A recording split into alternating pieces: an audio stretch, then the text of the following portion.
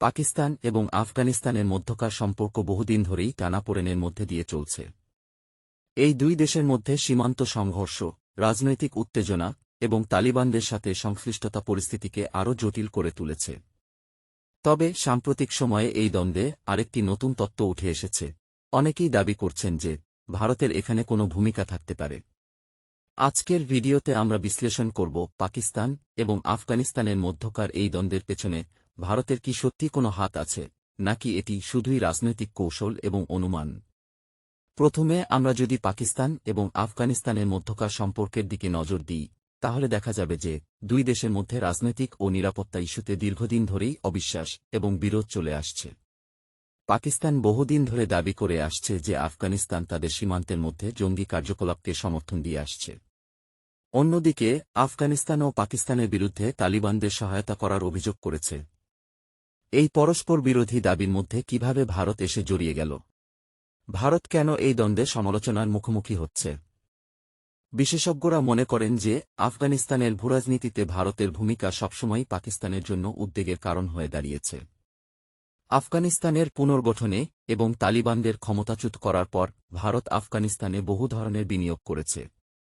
তারা কাবুলে হাসপাতাল, স্কুল, রাস্তাসহ নানা অবকাঠামো নির্মাণে অবদান রেখেছে।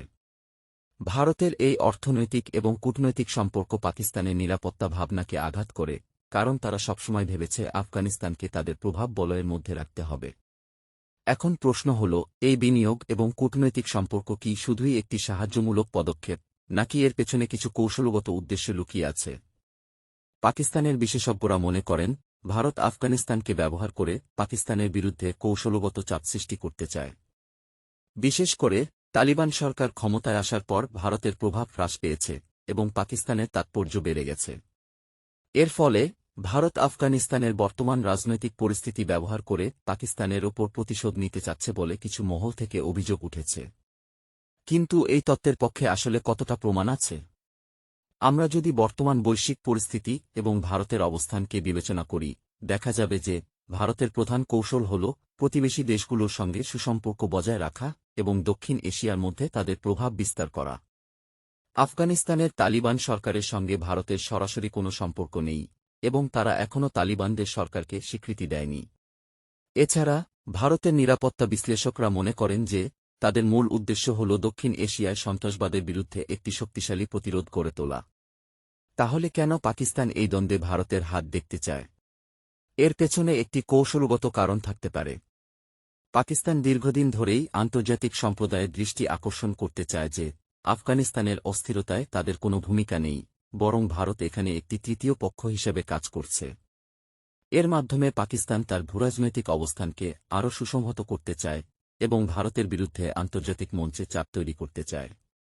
তবে ভারত এই সমস্ত অভিযোগকে সর্বদাই অস্বীকার করে আসছে।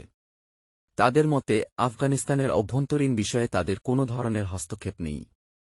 ভারত বরাবরই তালিবান শাসনকে সন্দেহের চোখে দেখে এসেছে এবং সেখানকার মানবিক সংকট সমাধানে আন্তর্জাতিক সম্প্রদায়ের সঙ্গে কাজ করার আহ্বান জানিয়েছে। ভারতের এই অবস্থান প্রমাণ করে যে তারা কেবলমাত্র দক্ষিণ এশিয়ার স্থিতিশীলতায় বিশ্বাসী, কোনো ধরনের সংঘাত বা যুদ্ধের পক্ষে নয়। তবে আন্তর্জাতিক রাজনীতি সবসময় সরলরৈখিক নয়। এখানে অনেকগুলো স্তরের কূটনৈতিক পদক্ষেপ এবং পেছনের দরজার আলোচনার মাধ্যমে পরিস্থিতি এগোয়।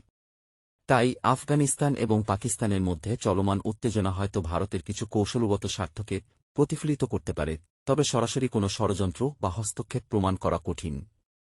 সবশেষে বলা যায়, পাকিস্তান আফগানিস্তান দ্বন্দ্বে ভারতের ভূমিকা নিয়ে অনেক জল্পনা কল্পনা থাকলেও প্রমাণের অভাবে এই ধরনের অভিযোগ নিশ্চিতভাবে বলা সম্ভব নয়। বৈশ্বিক রাজনীতিতে সন্দেহ এবং ষড়যন্ত্র তত্ত্বগুলো প্রায়শই জন্ম নেয়, কিন্তু আমরা যা জানি তা হল এই অঞ্চলের স্থিতিশীলতা বজায় রাখা সবার জন্যই গুরুত্বপূর্ণ।